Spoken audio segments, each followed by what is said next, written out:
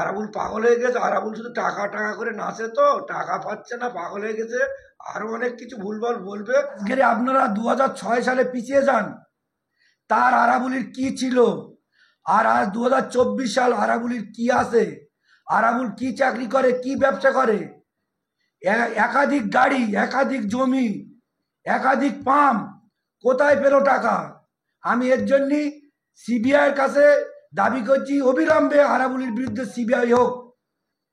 আরাবুল কেমন লোক ভাঙড়ে আপনারাও জানেন, আমার বাসীও জানেন। যেখান থেকে আমাদের দিদিমণি এবং আমাদের বস অভিষেক বন্দ্যোপাধ্যায় আমাদের ভাঙড়ের অবজারভার হিসেবে শওকত মোল্লার নাম ঘোষণা করেছে, সেখান থেকে তিনি তিলে তিলে আস্তে আস্তে সংগঠনটাকে শক্তিশালী করেছে।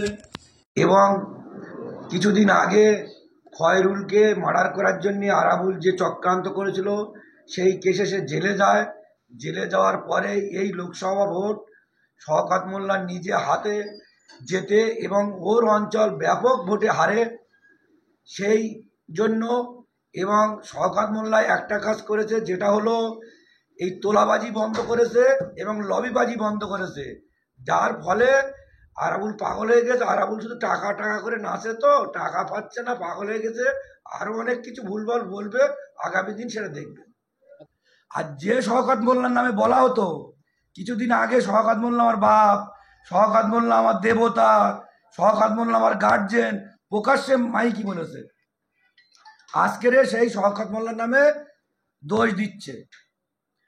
পার্টিটা কি আমার পৈতৃক সম্পত্তি? আমি এই পার্টি, আমি আজ আছি, আমার যদি কর্ম ভালো থাকে তাহলে পার্টিতে আমি থাকতে পারবো। আমার কর্ম যদি খারাপ হয়, আস্তে আস্তে আমি পার্টিতে শেষ হয়ে যাবো। পার্টিটা আমার বাপের সম্পত্তি না। আরাবুল ও মনে করেছে যে পার্টিটার পৈতৃক সম্পত্তি। যত দালাল, প্রমোটার, ধান্দাবাজ, চোর, তাদের মদ বিক্রেতা, তাদের নিয়ে চলা, এটা সম্পূর্ণ একটা তৈরি করা ঘটনা।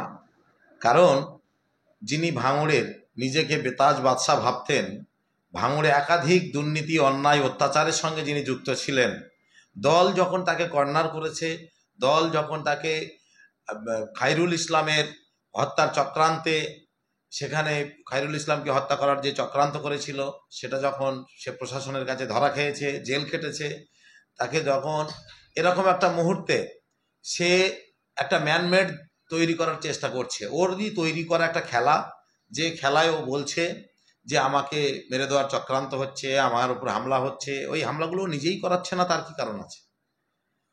দেখুন, আজকে ওর যে হামলাগুলো করছে বা ও বাইট দিচ্ছে মিডিয়ায়, সেটা কি লিখে বলছে যে আমার সিকিউরিটি নেই, আমি নিরাপত্তাহীনতায় ভুগছি।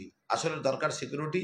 এবং ভাঙড়ে যে তোলাবাজি করার যে পিছনের দিনের যে ঘটনা, সেই পুনরাবৃত্তি করার চেষ্টা করছে।